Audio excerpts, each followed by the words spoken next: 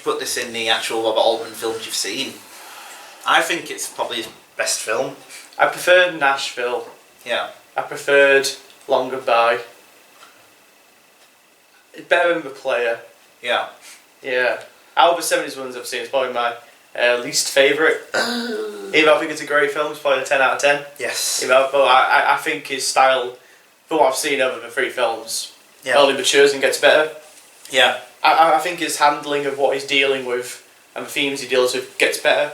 Yeah. And kind of culminates in Nashville. Yeah. But as a very early statement, I think McCabe And Mrs Miller is exemplary. Yeah, well, it was only like his 4th film or something. Yeah. Smash is his like 2nd proper film. Yeah. He's fairly old at this point, even though I think he was like 45 when he made this. Yeah. So he's fairly on, but yeah. I was like, I was kind of like his early exploration of like the small man against the man. Yeah. It's yeah. But out of the 70s films I've seen, it's probably my least favourite. Yeah.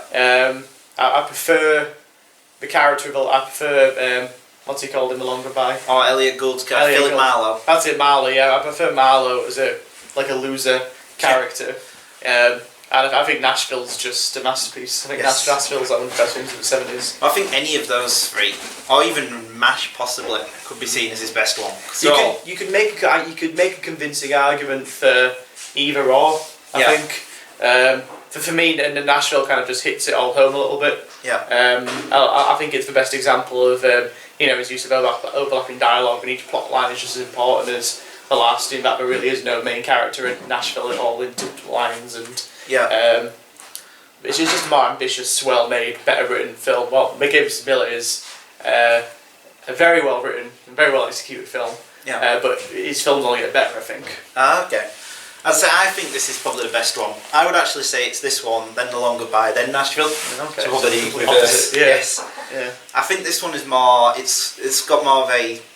I think it's more of a mood piece than anything. I think it's sort of it does get better. I think the more you watch it. It is definitely the most new Hollywoody film I think I've seen. It is the perfect example of new Hollywood film. Yeah. Where they took previous traditional cinema genres and kind of played about with them. Yeah. That's really what Robert Altman's entire career is based around. Really, yeah. Is genre manipulation. So you've got. I think the best example is how he twisted Philip Marlowe. Yeah. Traditionally, like a Humphrey Bogart or a man's man. I get the job done, and I hit women, Yeah. And then in Long Goodbye, obviously, he twists and turns it, and it's now like a loser, probably former hippie character playing this kind of bum. Yes. And in this one, it's obviously like you look at the Western, and the Western's going to be huge and romantic and heroic, but there's no heroism. There's no romanticism. Yeah. Well, yeah, in a conventional Western, probably McCabe would have killed them all instantly and rode off into the sunset with Mrs Miller on his arms. Yeah. Rather than in this, where everybody in the end is miserable or dies. Yeah. Yes. A town founded on blood and misery. I think that this film, though, is I think The Long Goodbye and Nashville have better moments. I think this one, as a whole, is the best film he ever made. Okay. I think possibly because it is an adaptation of a book, and he had like one narrative that goes through it. Yeah. It kind of grounded him a little bit. Because even I love Long Goodbye, and obviously that's like an adaptation. But I think at this point, maybe even because he was working for Beatty, he was notorious for keeping like a tight rein. On things. He was sort of there is like a proper A to B story, and it's more like that than his other films, more conventional. I think even though the films are all there, and I just think it's more tragic, sort of sadder work. I suppose I'd say any of them could be, and this could change next time I see him, but I think McCabe And Mrs Miller is sort of his magnum opus. Okay. What he wanted to say about like America and his ideas and things, I think, come into play here in sort of more streamlined, more this is what he's trying to say way than like even Nashville. Yeah.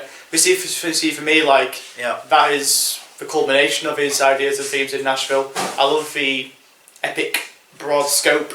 Yeah. He shows the full spectrum of American society in the mid-70s, and for me that makes it a stronger thematic work than McCabe And Mrs Miller. But then again, I've only seen both films once. Yeah. So my opinions could change on a second watch. Yes. and as I get into Altman more as well. Yes. But no, like I said, I've about 4 films I've seen, and I've loved all of them. So would you say they're all 10 out of 10s? I think the Play's a 9 out of 10 for what I remember. Yeah, he doesn't even like. Apparently, Robert Altman said the Play was trash, and just so that he made for some quick money to get his next film Shortcuts made. But it was like a hugely acclaimed film at the time, wasn't it? Yeah, it's still acclaimed. It's seen as like a 90s classic. But it's a really good film. It's a great That's film. the only one I wouldn't give the full 10 to. I'd give the others like the full 10. Yeah. Like when I first saw The Long Goodbye back in uni, that was like a really awakening film. That was the first Altman film I ever saw, actually. Yeah. And I saw it was The Player. Yeah. Sorry, I saw The Play first, but The Play was the first Altman film I saw back in uni. Yeah. And then I guess the first proper Altman, was Long Goodbye. That kind of completely blew me away. Then Nashville did the same, McCabe And Mrs Miller did the same. So, no, he's pretty good. He's a great filmmaker. He's my favourite filmmaker. Did you know he directed this? This is weird. He directed a film called Gosford Park, which is the prequel to Downton Abbey. Jesus. That it was made 10 years before, so he wouldn't have known the shit that came out of it. But No. so he's made actually 2 films that became massively popular TV shows. MASH did the first, yeah. Yeah, Which I've not seen. I found a copy at my old house, but No. I didn't bring it back with me for whatever You reason. should watch the next ones to watch are MASH and Shortcuts. Yeah.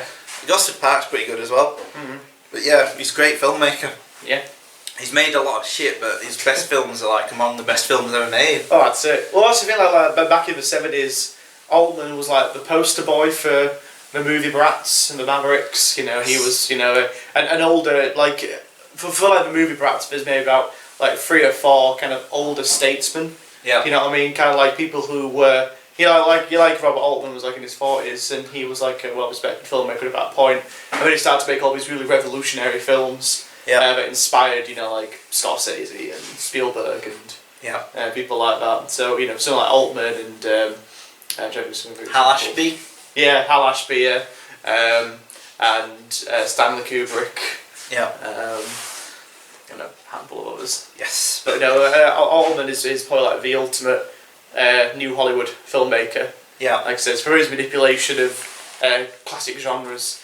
And his inventive use of techniques, and I did notice like during the final scenes when it was obviously meant to be snowing, like half the scenes of his shot it was clearly snowing, and the other half we were like, oh shit, it's not snowing, guys. We'll put like an effect over it to make it look like it's snowing. Snow effect. Yeah. Yes. And I was thinking about like those snowflakes look way too small next to Warren Beatty's face, and he obviously just used the same overlaying effect over like every single scene. Like. Where's Warner Brothers' stock of snow scenes? Yes. We need to overlay it on Warren's face. This film also is actually quite weird in the Altman sort of things because it doesn't feature a lot of his sort of normal players. No, that's true, yeah. You get Keith Carradine, who's in a lot, and you get Shelley Duvall. Who's barely in it. Well, she's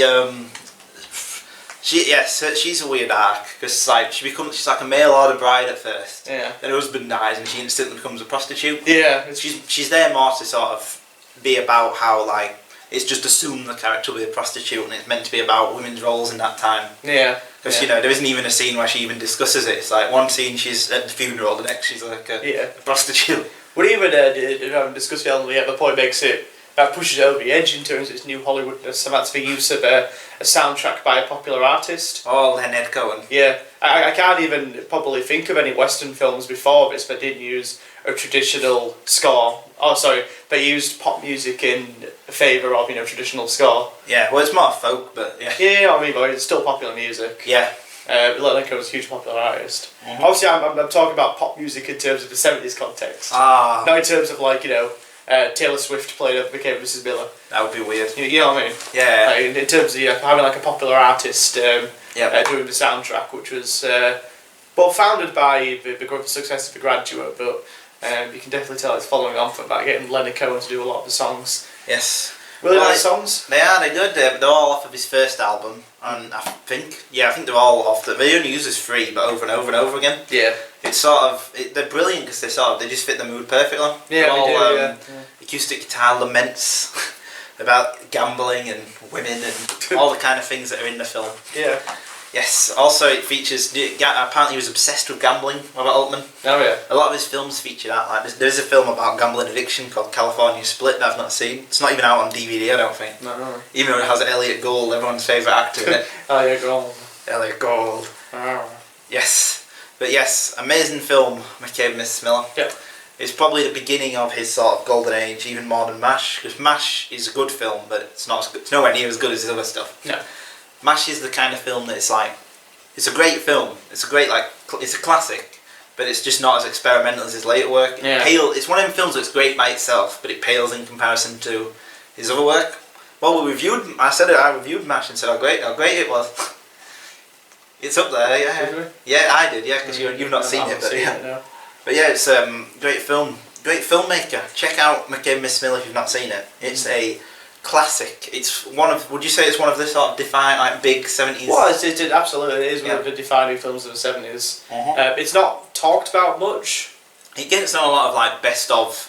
Yeah, but it's not one that pops up in general conversation about like 70s New Hollywood, I think. No. No one talks about it that much, really. Yes. Not as much as some others. No, it's not even like his. I would say, in terms of his filmography, this isn't even talked about as much as like The Long Goodbye. Never mind like Nashville or. Although Long Goodbye is one that's had a recent resurgence, and it was always an incredibly critically acclaimed film, but that's one that's really had a bit of a resurgence recently. Well, after Incoherent Vice. Incoherent Vice, yeah. Everyone sort of was saying, wait, this is a better earlier film version of this same thing. Yeah. Basically, the film that Incoherent Vice wanted to be was The Big Lebowski meets The Long Goodbye. Yes.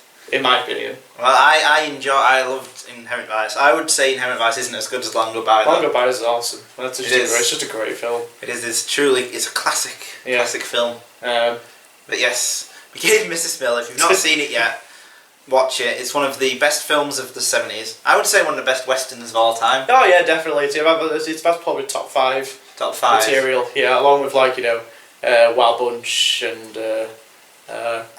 others. Yeah, I like Pat Garrett and Billy the Kid. Pat Garrett and Billy the Kid's really great. Yeah, that's a great film. Well, Pat Garrett and Billy the Kid's a bit frustrating because like it's like 95% a brilliant film. Yeah, but like obviously we'll never see Sam Peckinpah's full cut. Actual yeah. Basically, if Al Swearinger was living in the 70s and he was a director, he'd be Sam Peckinpah. Yes. Basically. He would. But it definitely ranks up there with something like The Wild Bunch or some of the other great revisionist westerns. Yes. But yeah, Phil, if you're a film fan and you've not seen it, check it out. It's a great film. You certainly won't regret it.